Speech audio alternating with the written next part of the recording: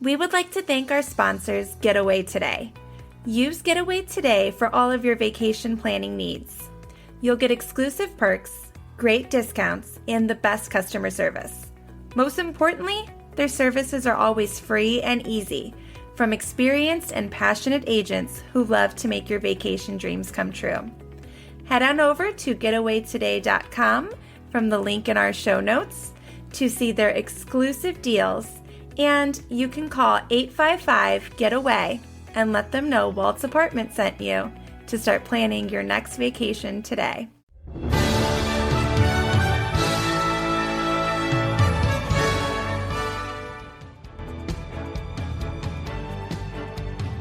One little spark of inspiration is at the heart of all creation. Spark a dream that we're meant to follow. You're listening to the Extra Magic Hour, brought to you by Walt's Apartment Podcast and the Diz Insider. Join the team in the studio as they bring you the spirit of Disney through park news, history, and tips and tricks to make your Disney Parks vacation even more magical.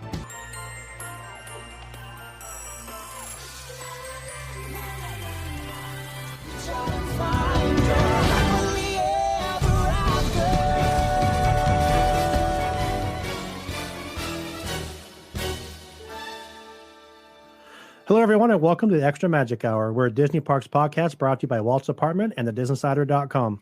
What do you get when you bring together a group of like-minded Disney Parks fans from all over the country? You get the Extra Magic Hour. Now, hang on to them hats and glasses. Here's the best Disney Parks podcast in the wilderness. Hello, everyone. Hello, everyone, and welcome to the Extra Magic Hour. My name is Sean, and I'm so happy to be joined by my two co-hosts here. We have Sam. How are you doing tonight? I'm good. I'm glad we're recording this tonight. Yes, finally, we're back. We're going to try to get on a consistent every other week thing for this because there is plenty of parks news to talk about now for sure. So with everything being back open, we're going to be great. Brianna, how are you? I'm great. Yeah, I'm also excited to be recording like this. Well, this would have been our first show anyway after every single park's open again. So it actually is. Really yeah, excited. It is pretty cool. Yeah, because last week, I think was it last Tuesday or Wednesday? It was the first day that every single park in the world, Disney park in the world, is actually now open. So very, very cool. Yeah. So if you don't know what this show is about, we just sit here and talk about and geek out about Disney parks and everything going on there. Sam does a recap or a Imagineer feature where we're going to talk about, and we're going to end the show tonight with Brianna talking about her recent trip where she got back just 2 days ago from Disney and Universal. So let's get into it. I want to remind you real quick, check out our other shows. Walt's Apartment is on every Wednesday night. Make sure you check out our other co-host, Sean's Disney Beat. Will be coming back soon. Marvel Tribe, which is a Marvel-based podcast, which all of us are hosts on here. And also Force Friday, hosted by Amber and Jade. Sam Dizology podcast this week. You had Chris Alardi on, who's been a guest on this show as well, talking about Disney parks and Disney food. I'm almost through the episode, and I haven't watched it live yet. How was that with Chris? Oh, it was a lot of fun. It was my favorite live we've done in a while. So cool. That's good. And then they in your next episode is about Disney parks as well, which was a Disney America, right? Park that was supposed to open in Virginia. Yes, and didn't. So we're going with that Pollyanna type vibe. That's fair. And you can bring it up, talk about it. Yeah. I remember they talk about the Imagineering story, don't they? About that. Yeah. That's all I've never heard about that. So your stuff that you tell on there is stuff that I usually learn about, like the Celebration, how it was a city created by Disneyland, well, not Disneyland, but by Disney. Great stuff. So, I'm a huge fan of your show. There's something else that I'm going to talk to you about during my Imagineering feature today that was supposed to happen that ended up getting canceled because it wasn't going to be profitable for Disney. So maybe you don't know about that. No, probably not. I think I know a lot until I have all these guests on and people that know way more than me. But hey, it's cool. Let's get into Disney Parks news. I'm going to go out of order on what we have there. The first thing I want to talk about is Avengers Campus. Avengers Campus opened a few weeks ago to good/mixed/bad reviews. They said Disney wasn't ready. Disney didn't handle it properly with the food and the and the 5-hour waits. But what do you expect when you're still in a pandemic at the time to not have to wait? So Avengers Campus, I am so excited because I'm actually going to Disneyland in 2 weeks. So and when I go, it will actually be open. We can just walk in, which is fine. They don't have they've just taken down their masks, the mask restrictions. The social distancing restrictions have been taken down. So it's like Disneyland will be open, but at like 35%.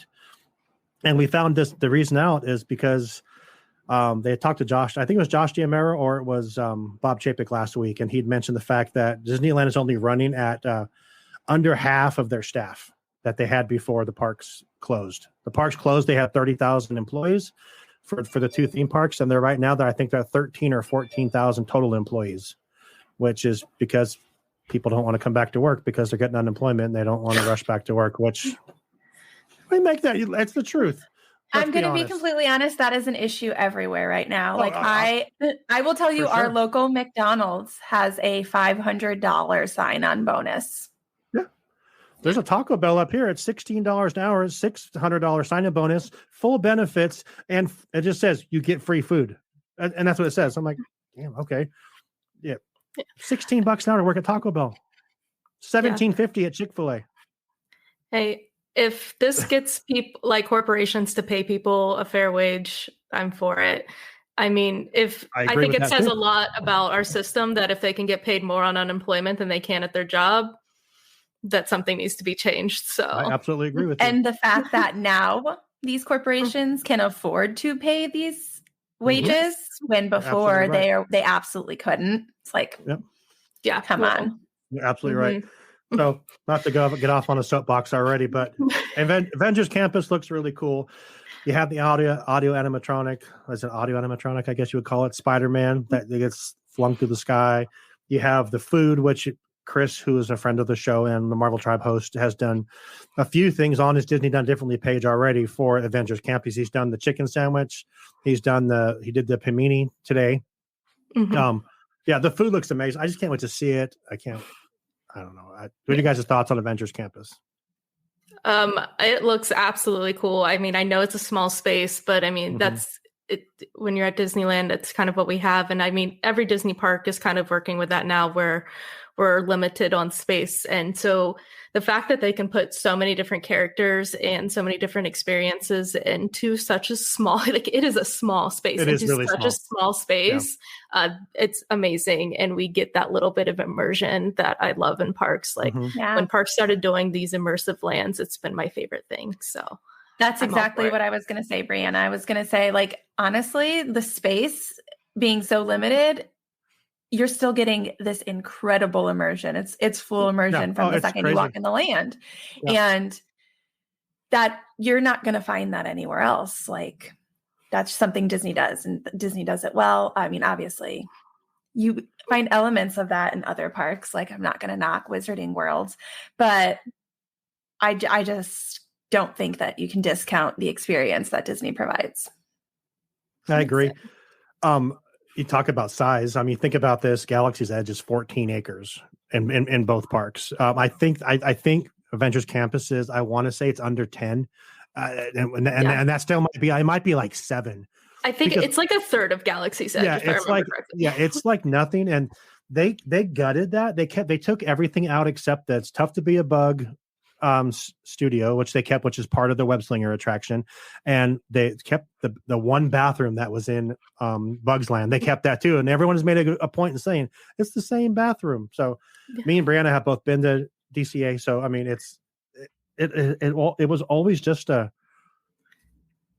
thought it was a waste of space. I mean, I get it was for the kids, and it was just like it was shady and cool. This isn't shady and cool. It's all opened up and concrete and Guardians in the back and the Quinjet, and it's pretty badass. And I just can't wait to see it. I can sit here and geek out about that, just all the stuff. So, but I'll stop. So, speaking of bathrooms, Brianna gave me a very nice surprise when she was on her trip. I did. Namor. They had this giant Namor like cut out over the top of the bathrooms in the Marvel section of Universal. Oh, that's right. I've never seen that. Yeah. I literally walked by it and I like stopped dead in my tracks and like had my phone out and my friend's like, what are you doing? And I was like, I need a picture of this. Right. It looks awesome. Yeah. And if Made you my don't whole know, day. if you don't know and don't listen to all of our shows, first question is why. Sam is a huge Marvel. I mean, we're all Marvel fans, but Sam is a huge Namor specific fan. So Namor is coming to Wakanda, it appears to be, and we can't wait for it. So yes, but we're going to talk about your trip in a little bit. Next story I want to talk about is fireworks. Last week or on the 15th, when everyone was speculating that when Walt Disney World announced that they were going to take they were loosening their mask restriction on the 15th of June. Everyone says, well, wait a minute, that's when California opens up. And some vloggers that I watch, Best Life and Beyond, and I think Fresh Baked both said, well, why wouldn't they just do the same thing at Disneyland? And Best Life and Beyond were like, yeah, they're going to do it for sure. And they actually made a video our last day wearing masks at the park, and they took a big gamble not knowing, because they weren't sure what was going to happen, and they were freaked out about it. But yeah, I think it was it the 14th that they announced, or was it was the 14th that they announced, oh yeah, we're not going to have masks at Disneyland either, which no one expected, because Disneyland has said to be so far behind Walt Disney World when it comes to all that stuff. But now they're on an even keel, even par. We talked about the masks last week on the Walt's live stream, but yeah, it's a different change. We've all been wearing masks for over a year, so to go somewhere and seeing people, I'm trying to think of a way to put this, that seeing people that you think would still wear the mask, it's kind of shocking to see them not wearing a mask. Now, does that make sense? Because there's some people that were so into, I'm not going to put any names out there or anything, but people that I thought for sure were going to, oh yeah, they're going to have their mask on still, because they were so vigilant about it at the time. Back at Disneyland or back at anything in California now, just boom, we're good. And I'm like, good for you. If you're comfortable with it, if you're vaccinated, cool. If you're fine with it, I don't know. Sam, would you wear a mask if you went to Disneyland tomorrow or Disney World? No. Walt Disney World? You wouldn't? No. Okay. I would have masks with me. Of course. Yeah. So they would be on my wrist or in my bag.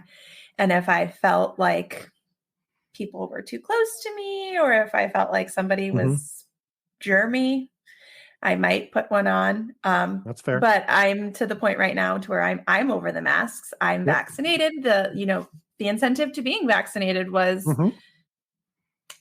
you're protecting others, you're protecting yourself, and you don't have to wear masks. So it's like everything's opening. I feel safe.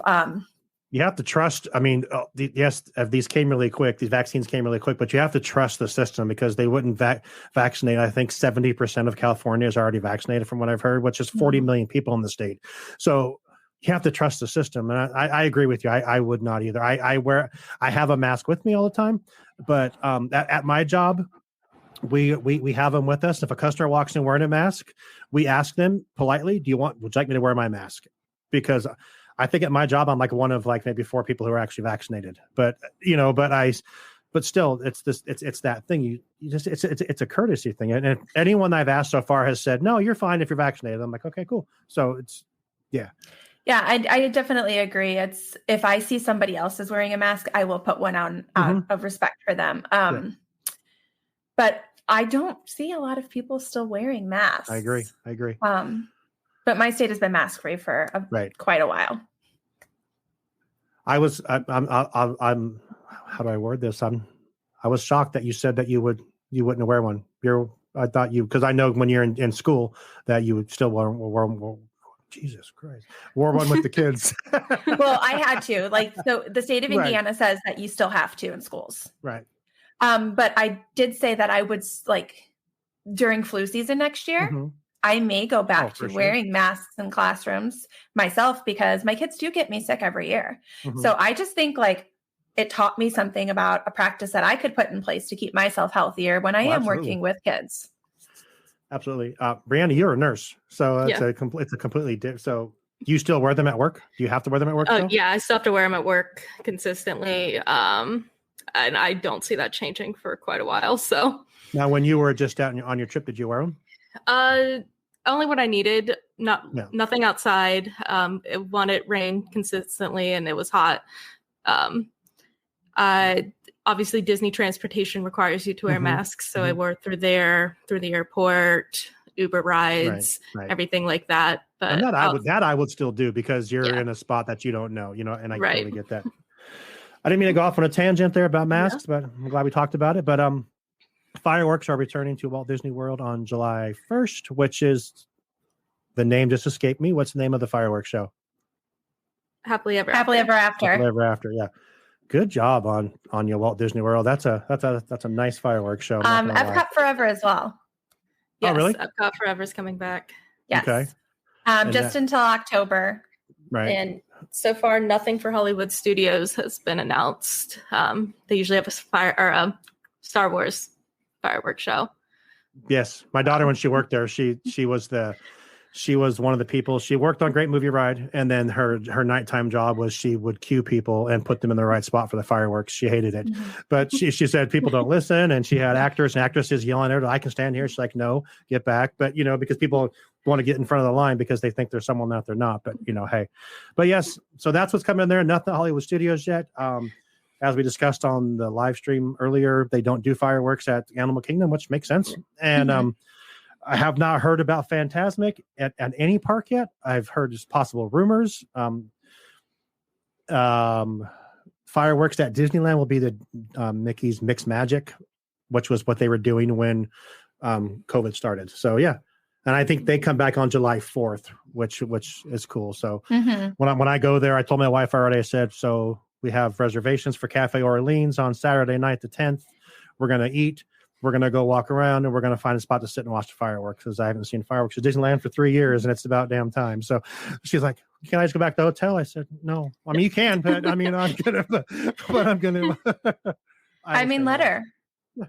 Yeah. We do that often. Yeah. If I want to stay and the rest of my family wants to go, I'm like, peace. I prefer being in the park solo anyways. Yeah, for sure. I know when we go in October, my plan is, because I will be there on a Wednesday, which is when we do the live stream. I actually want to be part of the live stream from there. So Sam will run the show, and I'll chime in from Disneyland, which that's what I'm hoping to do. But yeah, fireworks coming back. And then Sam, tell us, because you have the story real quick, you can tell us about the stuff coming on October 1st for the Walt Disney World's 50th, which is going to be just amazing. Yes. So they wanted to start the new fireworks shows last year, but obviously everything was closed with the pandemic, because they wanted to make it like a multi-year celebration for the 50th. So what they're going to do is they're going to premiere 3 new shows on October 1st, which is the actual 50th anniversary. And then they're going to continue it for 18 months after the opening day for these shows. So 18 months after the 50th anniversary. So more people will still get the chance to celebrate. Happily Ever After is going to be replaced by Disney Enchantment, which will be a new pyrotechnic castle projection show. And then Epcot Forever will be officially replaced with Harmonious. They are testing out the barges, and Disney is talking big things about Harmonious. They're saying it is going to be a show like no other shows, with the timing of the fountains and that's the big old circles, right? They're out there. Yeah. So they're choreographed fountains. Yeah. Wow. And they move, and then lighting, and then they're going to be using media in new ways. Jeez. And fireworks, obviously. And then also on October 1st, Animal Kingdom is getting a daytime show, which is like a kite spectacular thing called Disney Kite Tales. And they're going to be like flying like 30-foot kites and stuff in the Discovery River Amphitheater. Well, that's cool.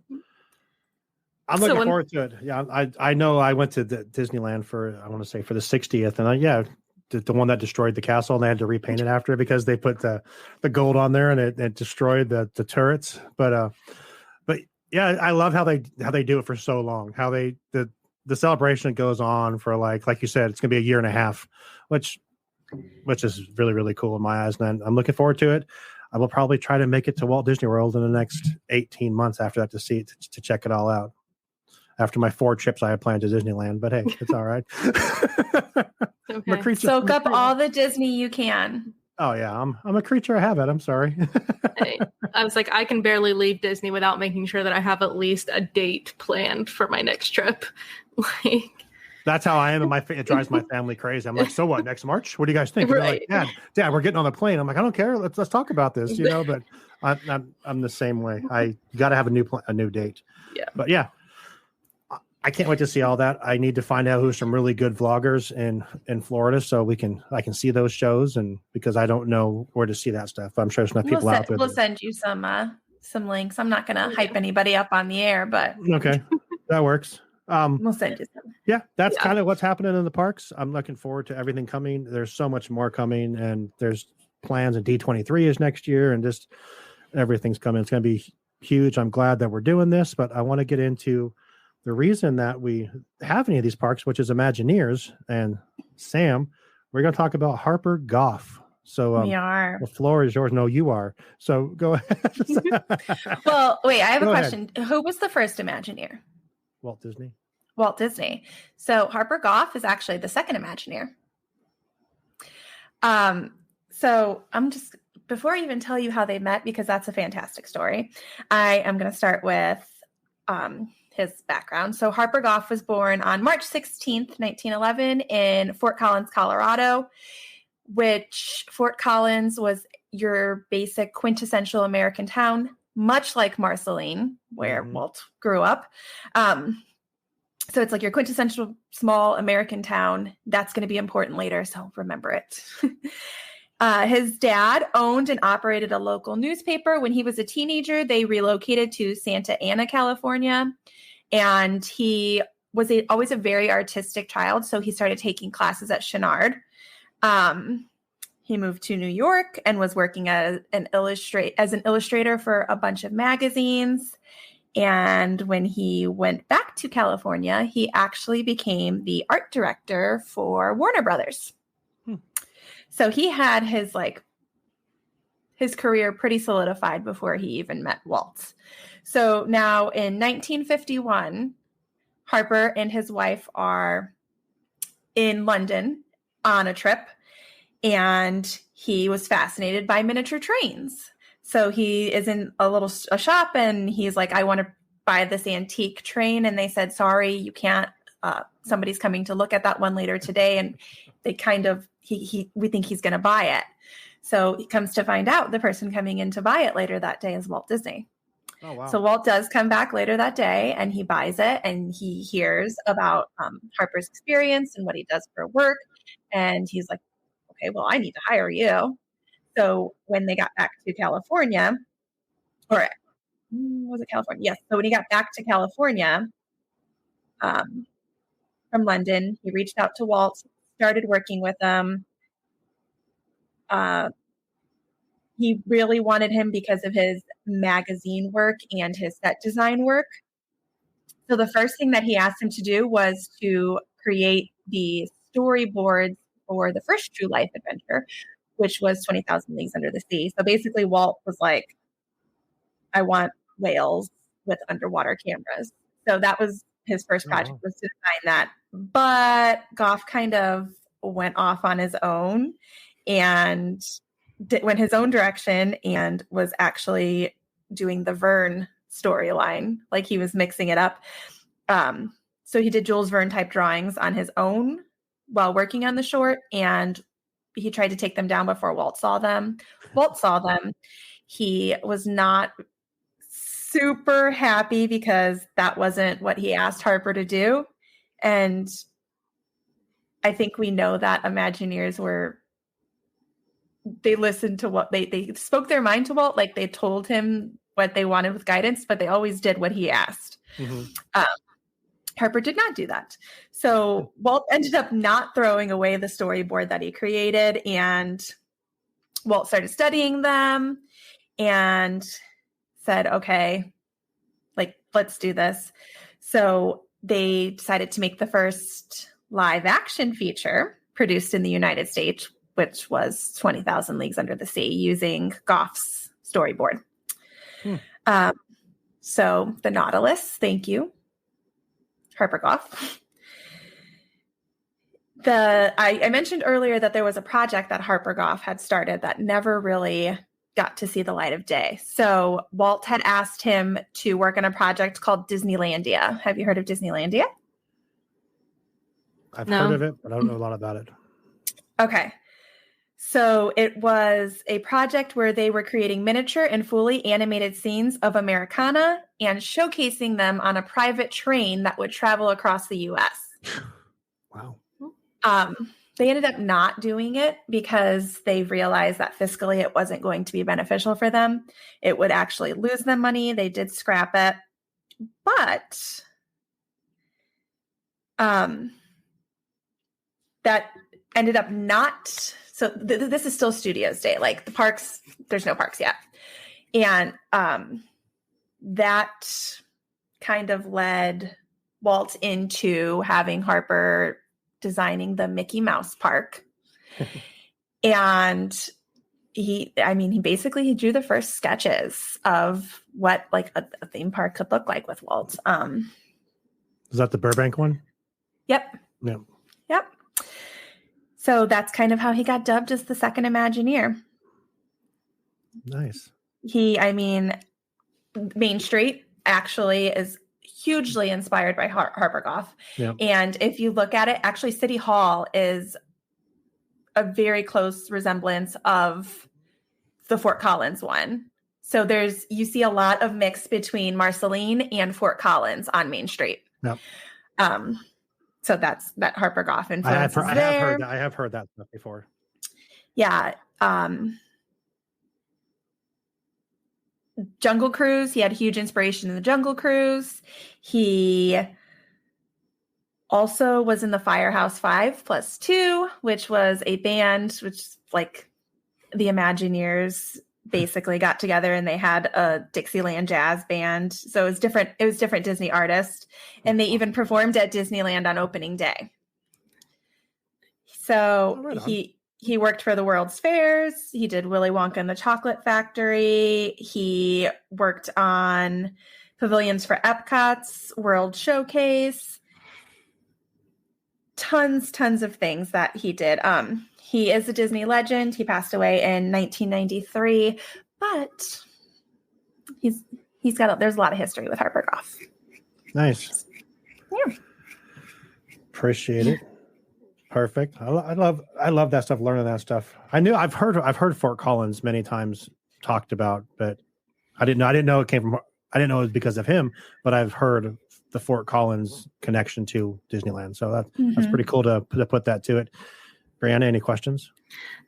I don't think so. I love these because I do not know a lot about the Imagineers, so right. I have learned tons since this has started. Yeah, it's one of my favorite things, and that was the whole reason that we had Sam come on to be part of just this show. What way back when was to do an Imagineer focus every couple of weeks, and now she's the host of every single show we have. That's Brianna now too. Brianna's also the host of the Marvel Tribe as well. So yeah. Brianna came on just to be a host of the Extra Magic Hour as well with Sean, and it's good stuff. So thank you, Sam. I appreciate that. Of course. Take a real quick second to thank our sponsor, Getaway Today. You can book with Getaway Today by using the link in our show notes or dialing 1-800-GETAWAY today and tell them that Walt's Apartment sent you. Get you some. Get you some. Get you some. To quote David, get you some. Definitely. They actually helped David plan his whole trip to Disneyland that he has coming up in a couple of weeks. I actually used them. I forgot about this when David was talking about it. I actually used them because I booked one hotel and then I'm like, it's too far away. I don't want to have to walk that far. And it was like only a quarter mile. So I went on Getaway just to look, and they have this hotel right across the street from Disneyland. I mean, it's a nice, cheap hotel, but I sleep there and that's it. And I don't care what the hotel's like. So yeah, I booked it through there. It was really, like you said, really easy. Check it out, getawaytoday.com. Tell them Walt's Apartment sent you. Speaking of travel, Miss Brianna, you just got back from your interesting trip to Florida. So kind of give us a breakdown of your trip there, and we'll Yeah, I mean, it started out a little rough. I was supposed to be flying Southwest, and as per national news, Southwest computer systems went down for about 2 days. And So my flight was a consistent delay until I was no longer able to make my connection. So I had to book a new flight. And so I had to book out a new airline and out of a new airport because I couldn't find anything out of where I live because it's such a small airport. Right. So I drove 2 hours to catch a red eye after they thought they lost my luggage and spent an hour looking for it to try to get off the plane because they booked me on a different flight before they canceled everything. And it was a hot mess. Found my luggage last minute as I'm holding back tears because the plane that my luggage was supposed to be on had literally took off. And then I see them walking the hall with it. And I was like, okay, I can't cry now. And then made that did flight. Southwest take care of you at all? Kind of. Okay. We'll leave it at that. Okay. Yeah. I actually need to relook because they told me they refunded everything, but I have not got a refund on my card yet. So I know I need to be looking into that. Well, how was the rest of the trip? But the rest of the trip, I got there. So I took a red eye. I got there around 9:30 a.m. Supposed to get in the night before at like 10 p.m. So little lack of sleep, but I, got in, refreshed, and it was actually thunderstorming the whole first morning. So I was going to Universal the first morning. So a lot of the outdoor rides were shut down. Mm-hmm. So it ended up being kind of okay. And, so Universal, the first day I rode the Velocicoaster twice. Very excited. Was it cool? Oh my God. I don't know how you make a roller coaster like that. Huh. It's beyond amazing. It's thrill every second of the ride. Wow. The fastest coaster I've ever been on. It's funny because when I remembered looking at it and I was like, how did they have room to make this? And then I was looking at it and I was like, it's because they did not have room to make this. They built through the park. There are so many spots where they've now had to put they had to put plants up in one area because the guests walking were too close to the guest on the coaster and people were trying to high five each other. So they had to put plants up. And there's another spot where there's a walkway where they now are trying to put up a dome fence so people can't reach up at the top to the coaster that's going right over top of them because they literally just built this thing right through the park. That's pretty cool though. It's pretty cool use of space for sure. Yeah, they used up every inch of space they could and it turned out amazing. Cool. But the next day, we went to Walt Disney World and we started out at Hollywood Studios and then went to Epcot the second half of the day. For many people probably knew that a lot of the summer was completely booked with reservations except for Epcot.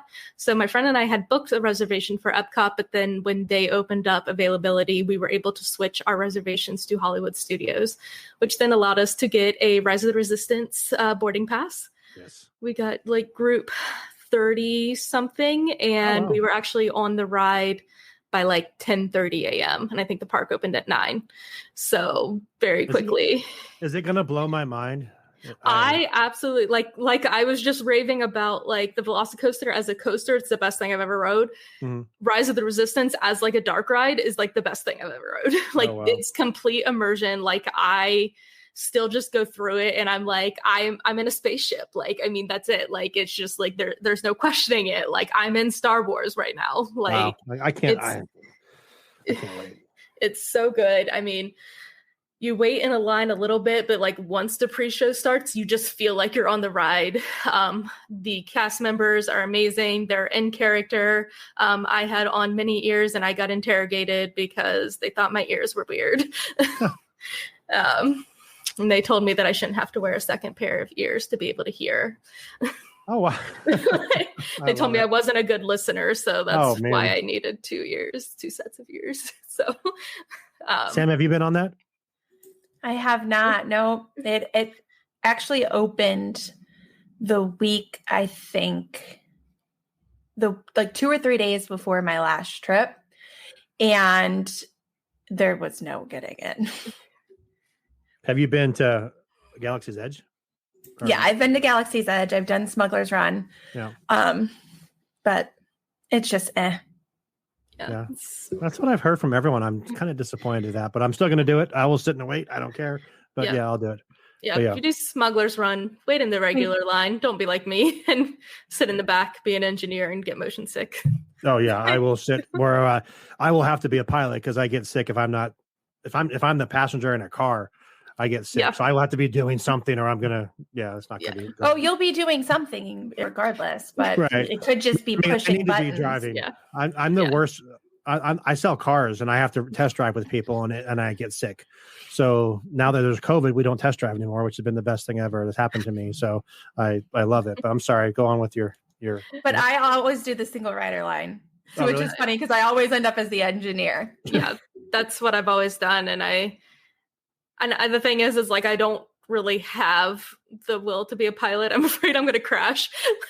Although it's usually a 5-year-old that's piloting, and then we do crash, and then I am more sick because we're shaking the whole time.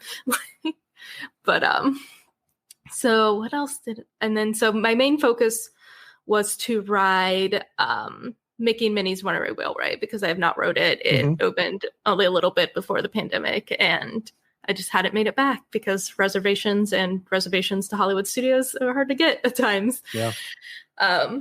So we were able to ride that. The lines seem to be like kind of, even though the capacity has went up, the lines still seem to be listed higher than like the actual weight, like quite a bit. For that ride, I think there was probably like a 15-minute or so like difference between the posted ride and the getting on. So and the positive for you or was it? Yeah, Oh, like it was less time for me to wait. There is a decent like outdoor section of having to wait outside, which made the no mask rule quite nice because it was very hot. And they had started the pre-show again for Runaway Railway. That just started there. Yeah, and that was where I heard the dreaded fill in all the available space again. I was hoping to never have to hear that again, but it has started. My least favorite part is crowding in, but it's okay. Yeah. I guess that means the world is healing. That I have to hear that again. Yep. But so you've been there a couple times. You've been during COVID. So you've been there. I mean, night and day difference now with the no masks and the social distancing. Is it just completely? Yeah, I mean, it's just, I want to say it's a lot more comfortable and a little more relaxed. Like, because the only place I'd went to during COVID was Magic Kingdom, and a lot of the lines had to be outside because of the 6 feet distancing and the rules about inside, and they had to have plexiglass up through like the inside parts of the queue. So, I mean, you're standing out in the hot sun for a very long time. Right. And luckily now we're able to get a little, without the social distancing in the lines, you can get more people into like the indoor parts of the queue, which definitely does help with the sun. And it is a weird like mental shift to think that we're back to that. There were like children hanging off my backpack a couple times, and I was like, I didn't have this before. Like, I do miss not having a random child on my backpack. Right. Yeah, no doubt. Like you just shake really hard, or you just spin around really quick. There was when the mini main attraction stuffed animals were coming out, I had my Space Mountain one in my backpack, but her head had to stick out because my backpack was too small. And there was this girl that kept grabbing it and trying to pull it out of my backpack. And like finally I took my backpack off and like put it in front of me, and I hear the mom go, "Oh, she's mad now." I was like, yeah, I spent a lot of money on that thing. And now it's worth like twice as much money. Like, stop touching it. Like, Brian, I think we've talked about before. I think like you have the other half of my collection. Like we're missing the same one, or like you have the ones that I'm missing. Yeah, I was like, we're pretty close. There's a couple that I see. I have the Big Thunder Mountain. I have Peter Pan. I have Jungle Cruise. Those are the 3 of yours that I would have. And then the other 3 I do not.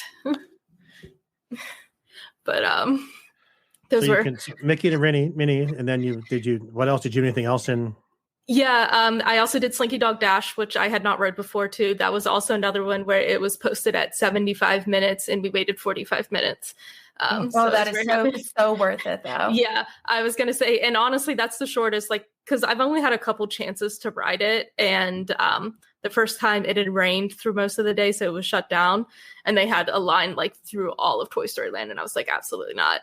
And then the other time was probably something, again, a little over an hour, and I was by myself, and I just waiting that long solo just kind of sucks. So I didn't ride it. Was it fun? Yeah, it was actually a lot more thrilling than I thought it was going to be. That was another reason that I just like didn't care to ride it. I was like, nah, it's fine. No, I'm really glad I did. My little one loves it. It's her hands down her favorite ride at Disney. But I mean, probably besides the carousel. She loves carousels. But Slinky Dog Dash is her favorite. I'll have to show you guys a video of her doing it and her little screams. It's the cutest thing ever. Oh my gosh. But I think the first time that we did it, we had bought tickets to like an early morning magic. Mm-hmm. And I think that's the one that was paid, right? It sounds like it. Yeah. Okay. So we had bought tickets. And so we had breakfast, like we get into the park, like I think it was an hour and a half, 2 hours before the park opens.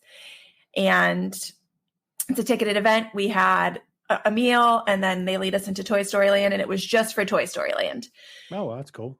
And so we got to do everything in Toy Story Land. We got to meet the characters. And as we're leaving Toy Story Land, the park had just opened.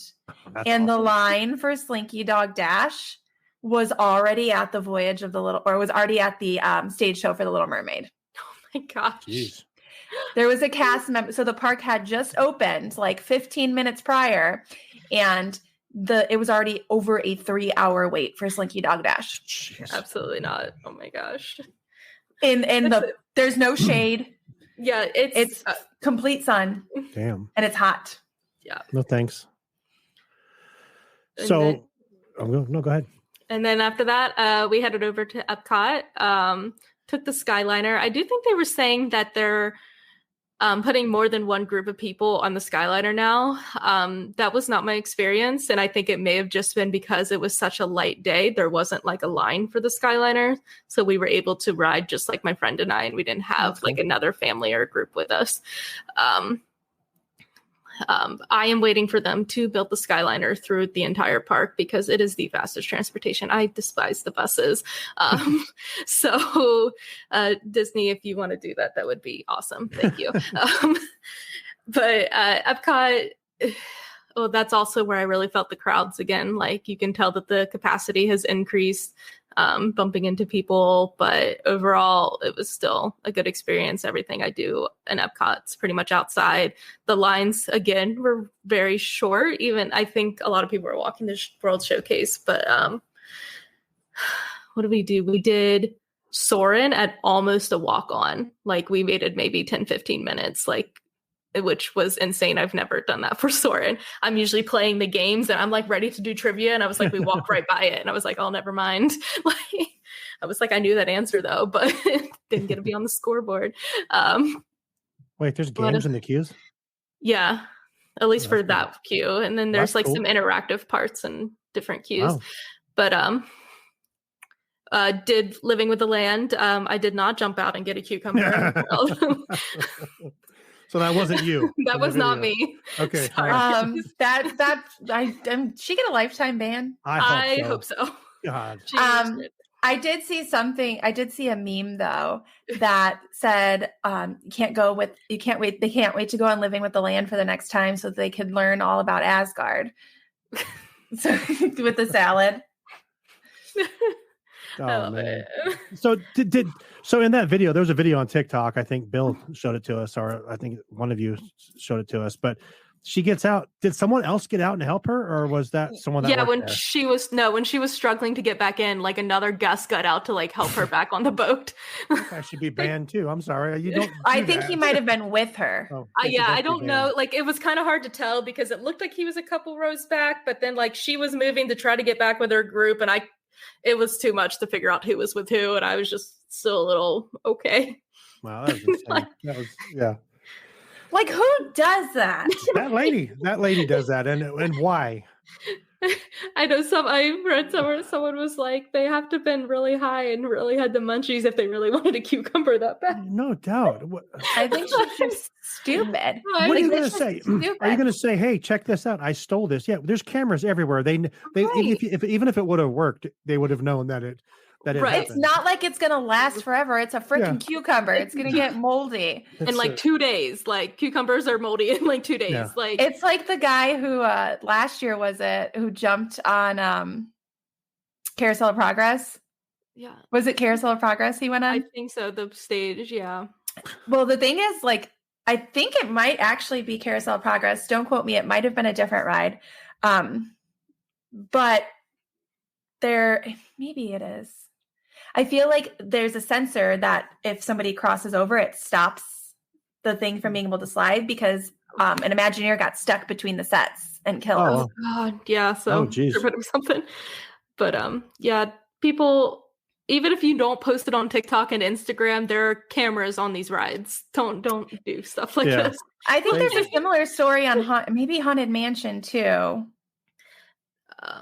Something with the Omni movers. They're like if somebody steps out of it, like it shuts down because somebody got smushed between the Omni movers. I bet. And then like there's places in the Omni Mover, I think, where there's not really a floor. Like you're gonna fall. Like yeah. I don't. So don't do that. moral of the story: don't be stupid at a Disney park. Yeah. Sit your I mean, butt come in on. your seat. Yeah, just stay seated. You don't need a goddamn cucumber. I mean, Like there's a whole Epcot food festival going on and you Yeah. chose a cucumber. Like I saw that post. I Maybe think she wasn't going to eat it. Sorry. I was saying this. I saw that in the and I think it was the Club B&B group chat we had at first. I didn't really even catch it at first, and I'm really no okay. Someone and I just swipe past it, and then Bill sent the video. I'm like, what the hell is this? Like, yeah, right, yeah, that's just dumb. Don't jump off the rides, please. No, yeah. Yeah. I'm sorry to interrupt your trip. Go ahead. No, So you're fine. So you didn't get a cucumber. Good. I did not get a cucumber, but I Alright, did good. get a lot of food at Flower and Garden. A lot of drinks. And that was Favorite my thing that you had?